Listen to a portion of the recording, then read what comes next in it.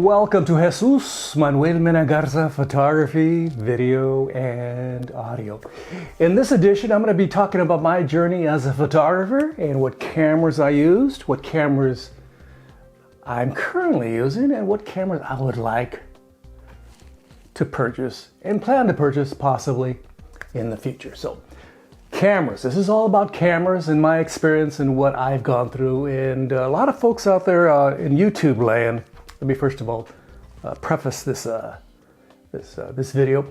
A lot of folks on YouTube get a lot of cameras and they review them, and they have their walls filled with dozens of lenses, dozens of cameras, and they go out and take pictures. Some, very few, are actually good photographers. Others just basically are just amateurs trying their best and have a nice YouTube channel, nice personality as compared to mine, and try their best to do reviews. They just talk about specs, and again, they're basically shills for the photographic industry. So I'm going to talk about cameras. First of all, I'm going to look down once in a while to look at my notes because I don't have a teleprompter like in the good old days when I used to work in television. There's professional studio equipment, cameras and lights and systems that you use in a photographic studio. Be you in New York or Fresno, California, you have studio equipment. Usually high-end stuff because you have high-end clients. You have fashion shoots, product shoots, automotive shoots, all kinds of executive shoots. You have this professional photographic equipment in your studio. Sometimes you can transfer that equipment in kit form to the location. You go to a corporation, you're doing all the executives' portraits for the annual report, and you just bring it along. I've done that, okay? So professional studio equipment, professional event photography. There's some folks out there that shoot a lot of events. Events vary tremendously. From Harvey Schwartz's bar mitzvah to the corporate event where they're showing a new product and they want to document it, to a wedding, stuff like that, or a party, stuff like that. So those are event photographers, and certain equipment works best in those environments. Some people want to shoot with available light. They like available light. They like a natural look of it. Other folks want to do fill flash.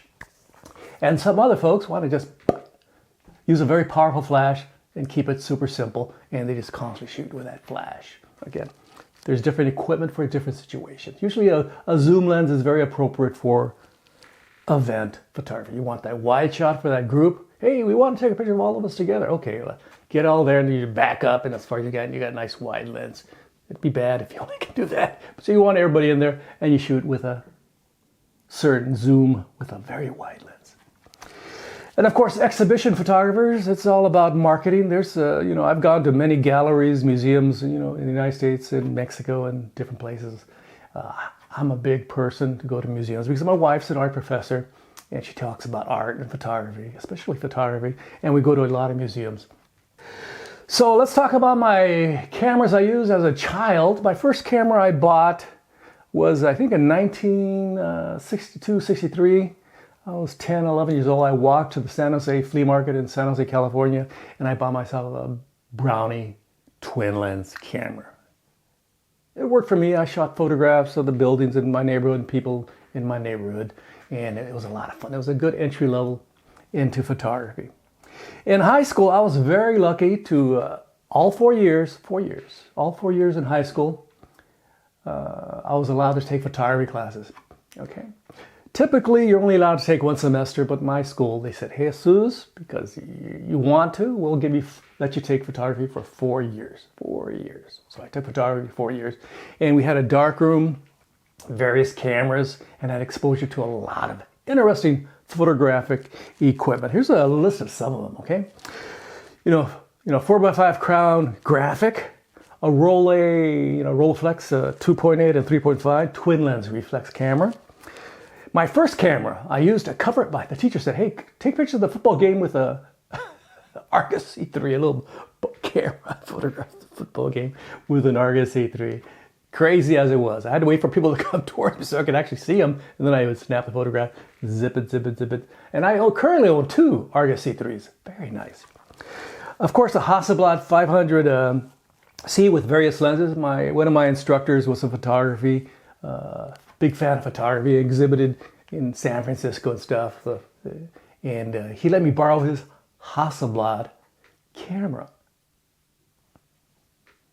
I don't know if that was a wise move, but I also used Hasselblad in college, and they had a lot of lenses. So my Hasselblad, I go, click, let me put another lens on there. Let me put that 250, that 500, that 40, that 50, that 80, you know, all those different lenses. Let me snap it on there, click, and I would photograph events and do, you know, travel with it. The school would allow me to do that in my college school. San Jose State University.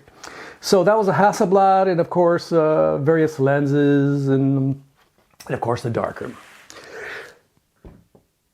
Let me talk about, you know, my professional cameras that I used from 1970 after I graduated to about 2000, okay? So for about 30 years, these were my cameras as a professional person after graduation, okay? I had a Leica M4 with a Summicron 35mm. I was working at a newspaper, and I used that to take photographs. Very nice. I did a lot of photographs with that. I also had a tele. I think it was a 135. And then I had a Nikon F2 with a 51.4 lens, and that was very nice, a Nikon F2. I used that quite a bit. I think I bought that in 1971. And of course, following in my instructors in high school and college, I bought a Hasselblad 500C. And then eventually I also bought a 500, you know, Hasselblad 500 ELM, and I used that in the studio. I would put it on a tripod, and it would stay on that tripod. It would stay on that tripod, a gigantic, big fat tripod in my studio, and I had a certain distance between the camera and the background, had my lights set up, and I had a photo studio in Silicon Valley. People would knock on my door. I'm the stripper from down the street here. We need some shots of us hanging out and just in our outfits. I say, okay. The nun from Holy Cross Church would knock on my door. I need a photograph. Can I have a photograph? Guy would be riding in his bicycle. Can I take a picture with my bicycle? I said, yeah, you can do that. You can do it. And of course, people from the neighborhood would ask me to do portraits of them. And of course, friends of mine would come down and we'd do full photo shoots with models, etc., etc. So it was a lot of fun. This was from when I had my studio in Silicon Valley from 1980 to almost 2000 before I moved, okay?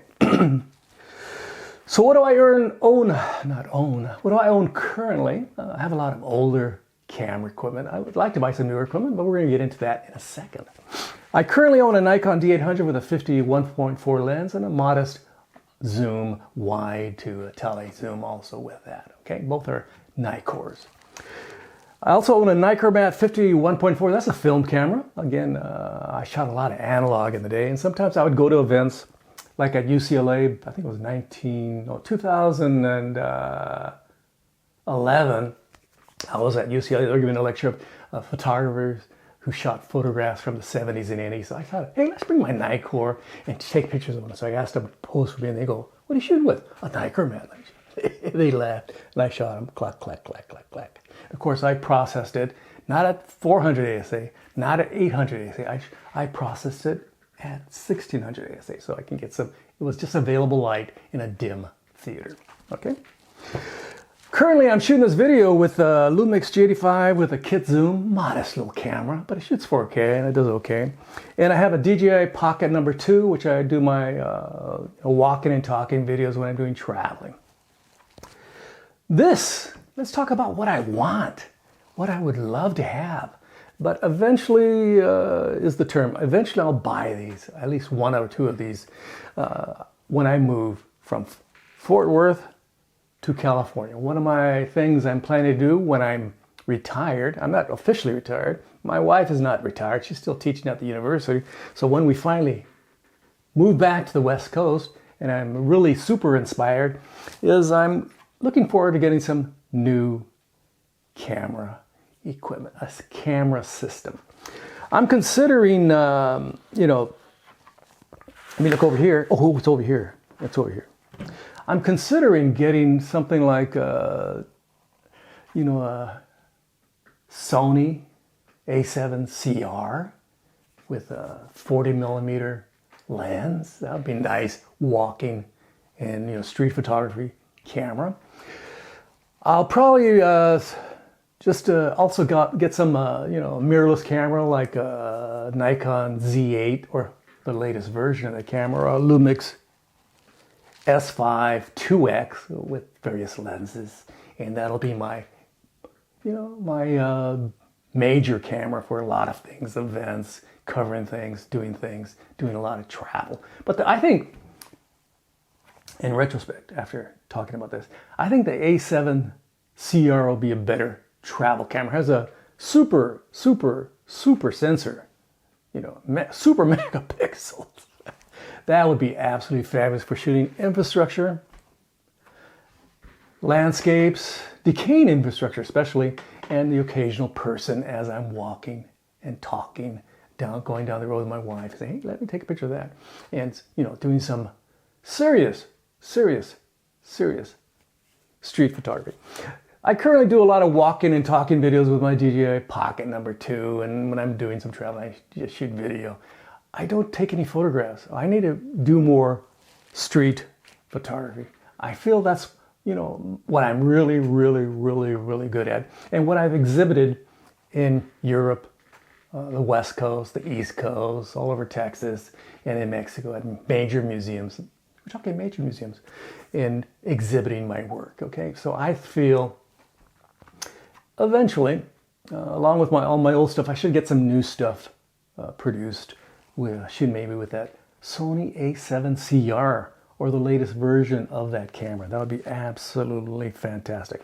Let's talk about my education. I graduated with a degree in journalism with a photojournalism emphasis from San Jose State University. It was just, my parents lived on 12th Street. The university was on 10th Street. So I went to the nearby school, which happened to be rated the third best school of journalism in the whole United States. I went down there, studied journalism, and graduated with a degree in journalism with a photojournalism emphasis. I took a short break, about a 2-year break. I went to the San Francisco Art Institute in San Francisco on full scholarship. So I went down there, studied photography for a while. It was a lot of fun.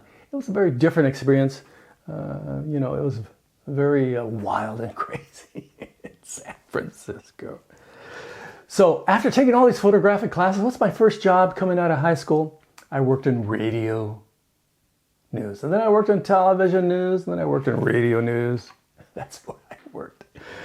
But eventually, I moved back to San Jose. I missed being back home, and I opened up a photo studio in 1980 to 2000. I had a photo studio. 1999, actually, I had a photo studio. So I also taught at the Academy of Art University from 1995 to 1999. And I moved to Texas, where we currently reside, in 1999. Yes, 1999. So my wife got her degree at the University of Texas at Austin. She got her master's there, and she got her PhD in art history. Excellent school. I had an opportunity to work at the school and also work at different nonprofits doing marketing, and also at a utility doing marketing and stuff like that. So that's my experience. And why should I get this camera, and why should I get that camera? Again, it's all a matter of what you want and what your experience has taught you as a photographer. And being 72, going on 73 years old, I know what would serve me very, very well and what would be super fun. There are certain cameras that are super fun for me. I would like a Leica, M4 with a Summicron 35. I'd be very happy doing street photography with that. Just throw in some ASA 100 film in there, whatever's available currently in the market. I don't know what's on the market. And do my own processing, do my own prints. I do have a darker and larger trays, all that stuff, timers still in, they're all sequestered, but I'm not using them currently. Maybe in my next, iteration of my existence on the West Coast, maybe I can set up my darkroom. Who knows? Maybe not. Or maybe I'll just get it processed down the road here. hey, can you process my black and white film? They say, yeah, we'll do that. And I say, cut it into 5s or 6s. I'll matter. I'll give them the, the film holders, the pages, and I'll get it back, and I'll just scan them on my scanner. I have a scanner, a film scanner, and then I'll print them digitally. Another thing I want to get is another digital photo printer. I used to have a small digital photo, printer. Make very nice prints for exhibition. In fact, those photographs that I printed on that have been exhibited on the East Coast, here in Texas, on the West Coast, etc., etc. When I had my exhibits in Mexico and in France, I just sent them files and they printed them themselves. They showed, hey, this is a, I don't know you're gonna print that big. I know you're gonna print them 4 by 5 feet. That's gigantic. Those are big prints. I'm glad I sent them gigantic files. Luckily, I shot them originally, a lot of these photographs, with the Hasselblad, so when I scan them, they scan pretty good, pretty good. So, what cameras would I like in retirement as an old fart? And what can I afford? I know I like certain cameras and have a history. Like I said earlier, I do like the Leica M4 with a 35 cinema crunch. That's a great, street photography, walking and talking, going down the street, talking to wife, taking pictures. That's a great camera. An option, half the price, would be a Sony A7R CR. And, with a 40 millimeter, I think it's a 2.5 lens, something like that. That would be a very nice camera. So when I'm doing some traveling, I want to take a picture of that, facade, those individuals who are interesting to me, walking on the street, or that landscape, etc., etc. Just some portraits. I can do it with that camera, and it should be pretty good, It's not going to distort their faces too much like a 20, 24, or 28 would. A 40 should be perfectly fine for most. It's a compromise between a 35 and a 50. It should work perfectly fine. And also what I would like I said earlier, maybe the latest iteration of the Lumix S-Series S5 to whatever they call those things now. I get all confused. X. Whatever the latest version of it is, whatever it is, I'm going to buy that. Maybe with the 51.8 and also the kit zoom, and I'll be pretty happy. I know with my skill set, doing, editing in Photoshop, I can do a relatively good job. And for exhibition work, which I like to continue, I can print make a good file that can be printed somewhere else, because I don't have a 4-foot printer, one of those 48-inch printers. I don't have one of those currently. So, this is my opinion, and this is my opinion alone, and I'm talking about my experience as a photographer, and hopefully I didn't miss a few crazy moments. I didn't talk about everything. Hope you enjoyed this video. Again, feel free to contact me if you have any questions about analog photography, digital photography, 4x5, Sinar cameras or graphics cameras, stuff like that. Rodenstock lenses, Schneider lenses. My darkroom enlarger has, what kind of lenses does it have? Let me see, I have a list here somewhere. My enlarger lenses include a Rodenstock, Schneiders, Nikors, even Fujis. I have a whole range, and I have a lot of enlarger lenses, very nice enlarger lenses. So I look forward to doing some darkroom work again. It's pretty straightforward. I know how to do darkroom work. It's a lot of fun. Again, don't forget to like, subscribe, and share this video. I would greatly appreciate it. Tell me what you think of what I've been using in the past as compared to what you've used in your past. Again, some folks just went straight and owned a photo studio in New York City, and they have all the high-end customers, and they have super, equipment. Other folks own a little neighborhood shop, and they have certain types of equipment, and they go to the local photo lab and say, hey, can you make some prints for me? I got 2 customers today. Very nice. I can actually feed myself okay, pay my rent. I understand both ends of the continuum, okay? Hope you're doing fantastic. Again, don't forget to like, subscribe, and share, and leave your kind and friendly comments below. And if you have a chance, become a member of this channel. Their memberships are available, and there are certain benefits. Yes, there are benefits. And of course, check out my Patreon page, patreon.com/JMM Garza. And if you want to see what my photographs look like, and also my vitae, details all my experiences and all my life, you know, when I worked here, when I worked there, and all that sort of stuff, and where I exhibited here and where I exhibited there. It has all that stuff. You can go to my website, jmmgarza.com. I would greatly appreciate it. From Fort Worth, Texas, hopefully soon, maybe in about a year and a half, maybe 2 years, I'll be back on the West Coast with some new cameras. Hey, I'm excited. What kind of camera should I get? What would you recommend for a guy who does a lot of travel? Not a lot of travel, just some travel, and you know, wants to pull out a camera, put it over his shoulder, and walk around. I'm not going to be like Ansel Adams and go in an SUV, a big gigantic truck, and put my tripod on top of the SUV and then point my 8x10 at the landscape. I'm not going to do that. That's a little difficult. I can't do that. But I can take a 35mm size, you know, full-size camera, full-size mirrorless camera, and go shoot landscapes, infrastructure, you know, folks on the street, things that I find interesting and want to share. Hopefully those things I want to share are actually exhibition worthy. Again, there's a differentiation. Things that interest you, things that interest your family, things that you think are amazing. Hey, that's amazing.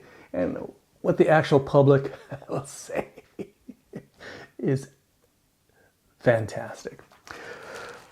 Hope you're doing fantastic. Again, let me use that word again. Fantastic wherever you're at. This has been Jesús Manuel Mena Garza. Don't forget to ring the bell for future notificaciones. Gracias. Adios.